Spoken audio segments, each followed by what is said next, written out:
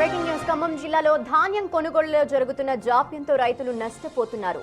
ఎన్నో కష్టాల కోర్చి తాము పండించిన ధాన్యాన్ని కొనుగోలు కేంద్రాలకు తెచ్చినప్పటికీ ధాన్యం కొనటం లేదని వారు వాపోతున్నారు. అకాల వర్షాలకు ధాన్యం తడిసిపోవడంతో మరింత నష్టపోతున్నామని రైతులు ఆందోళన వ్యక్తం చేస్తున్నారు.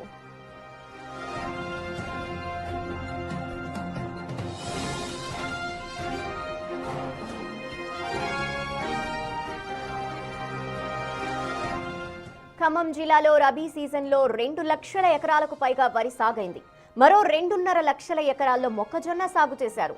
ఎన్నో కష్ట నష్టాల కోర్చి పండించిన ధాన్యాన్ని విక్రయించేందుకు కొనుగోలు కేంద్రాలకు తీసుకొచ్చామని, నెల రోజులు అవుతున్నా కొనేవారు లేరని ఆవేదన వ్యక్తం చేస్తున్నారు.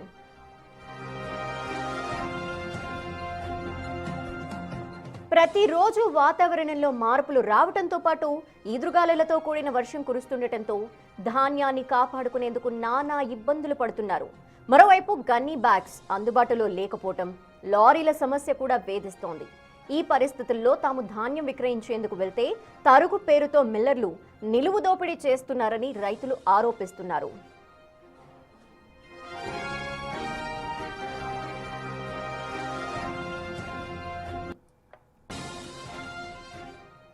ఖమ్మం జిల్లాలో ధాన్యం కొనుగోళ్లలో జరుగుతున్న జాప్యంతో రైతులు తీవ్రంగా నష్టపోతున్నారు. ఎన్నో కష్ట నష్టాలకు వచ్చి తాము పండించిన ధాన్యాన్ని కొనుగోలు కేంద్రాలకు తెచ్చినా ధాన్యం కొనటం లేదని వాపోతున్నారు.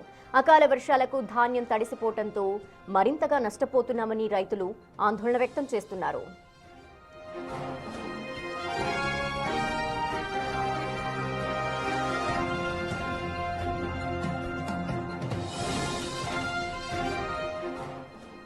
ఖమ్మం జిల్లాలో రబీ సీజన్లో 2 లక్షల ఎకరాలకు పైగా వరి సాగైంది.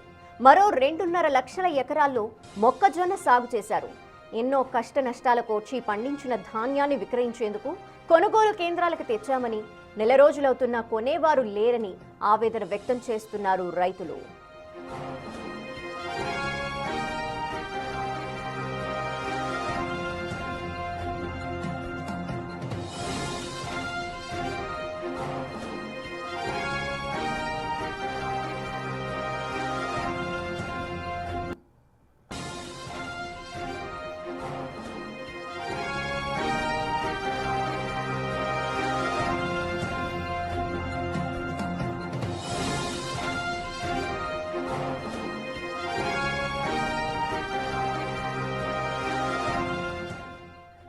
ఇక కొనుగోలు కేంద్రాల్లో వారి పండించిన పంటని కొనుగోలు చేయట్లేదంటూ ఆవేదన వ్యక్తం చేస్తున్న రైతుల పరిస్థితి సంబంధించిన డీటెయిల్స్ మా ప్రతినిధి ఖమ్మం నుండి భాస్కర్, అలాగే నల్గొండ నుండి రమేష్ అందిస్తారు. ముందుగా భాస్కర్, ఖమ్మంలో పరిస్థితులు ఏంటి? అంటే నెల రోజులు అవుతున్నా కూడా ఎవరు కొనట్లేదు తమ ధాన్యాన్ని, అసలు అధికారులు పట్టించుకోవట్లేదన్న ఆవేదన వాళ్ళలో కనిపిస్తోంది. సో ఇప్పుడేమంటున్నారు?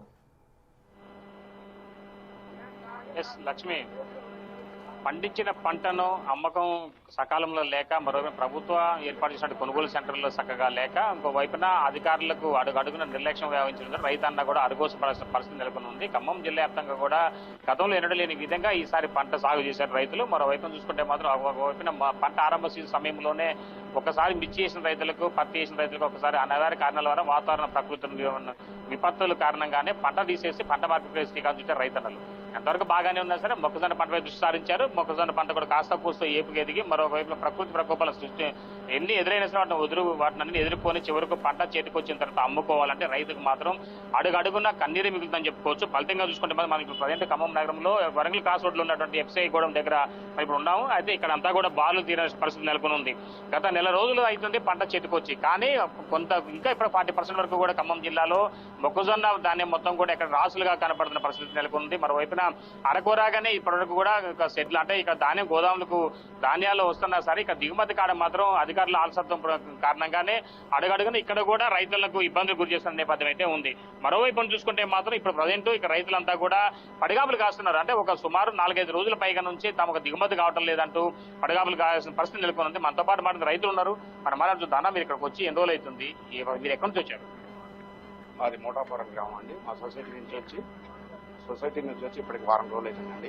వారం రోజులు బట్టి కూడా రోజు 25-30 లోపే దిగుతున్నారు. ఇక్కడ అమాలి టైట్ ఉందండి. బయట నుంచి అమాలి వచ్చే లేదు, రానివ్వట్లేదు.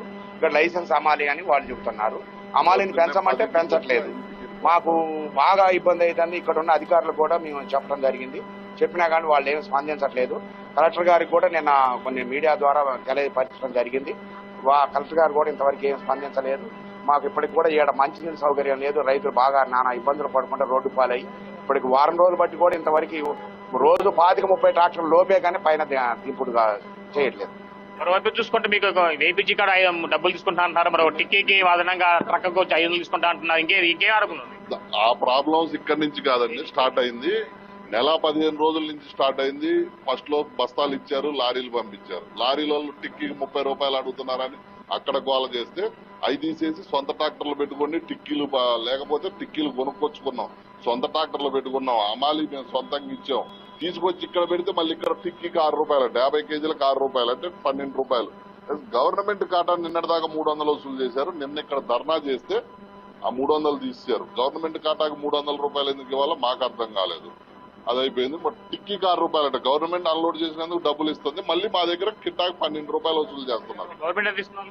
అది 6.5 50 కేజీలకు 6.5. మా దగ్గర 6 రూపాయలు వసూలు. నిన్న గోల్ చేస్తే 1 రూపాయి తగ్గించారు ముష్టి వేసినట్టు. అది నెల 15 రోజులు కష్టపడితే 4 నెలలు పండించింది ఒక కష్టమైంది. తర్వాత ఈ నెల 15 రోజులు ఇక్కడ తీసుకురావడం నెల 15 రోజులు పట్టింది. ఇక్కడి నుంచి లోపలికి అన్లోడ్ చేయడానికి 5 రోజులు 6 రోజులు 4 రోజులు. నేను వచ్చి 3 రోజులు, మిత్రుడు వచ్చి 5 రోజులు, ఇంకో మిత్రుడు వచ్చి 4 రోజులు. ఇది 3 మంత్రులు కాదు 30 మంది మంత్రులు ఉంటే ఉపయోగం ఏముంది? అందరూ వేసాం. కేసీఆర్ గారు అట్ట చేశారని ఈయనకైతే ఈయన ఇట్ట చేస్తున్నాడు. మరి ఇంకొక ఆయన ఇంకెవరిని చూసుకోవాలో ఈసారి. నేను వచ్చి 4 రోజులు ఏం లేదండి, ఒట్టిగా వచ్చిపోతున్నాం. ఏమి దోసట్లేదు మాకు. ఎవరిని అడిగే తెలవట్లేదు, ఎవరిని అడిగి సంబంధించారు. మీరు ఎక్కడి నుంచి వచ్చారు? మొడాపల్లి నుంచి 6 రోజులు అయితే వచ్చి ఏముంది, ఎవరు తిప్పడానికి బయట నుంచి మనుషులు తెచ్చుకుంటారు. అట్టా కాదంటారు, వాళ్ళు రానియట్లేదు. ఈ టిక్కీకి 6 రూపాయలు తీసుకుంటారు. మళ్ళీ ఏబిజీ కాట 400 అంటారు, 300. మళ్ళీ దింపినాక వాళ్ళకి మళ్ళీ ట్రక్కుకి 500 డబ్బులు అడుగుతారు. మళ్ళీ ఇవ్వకపోతే దింపమంటారు. ఈ పరిస్థితి ఏం చేసుకోవాలి ఏంది? మరి మీరు నిన్న అధికారుల దృష్టి నిన్న 3 మంత్రులు వచ్చారు మన దగ్గరికి, వాళ్ళు ఏమన్నారు? వాళ్ళు ఎవరు స్పందించట్లేదండి. ఇక్కడ వ్యవసాయ శాఖ మంత్రి ఉన్నారు, ఉప ముఖ్యమంత్రి ఉన్నారు, ముగ్గురు మంత్రులు ఖమ్మం జిల్లాకి. ఏ ఒక్క మంత్రి కూడా రెస్పాన్స్ కావట్లేదు. మేము వచ్చి అక్కడికి 4 రోజులు అవుతుంది. 4 రోజులు ఇంతవరకు పడిగాపులు కాదు.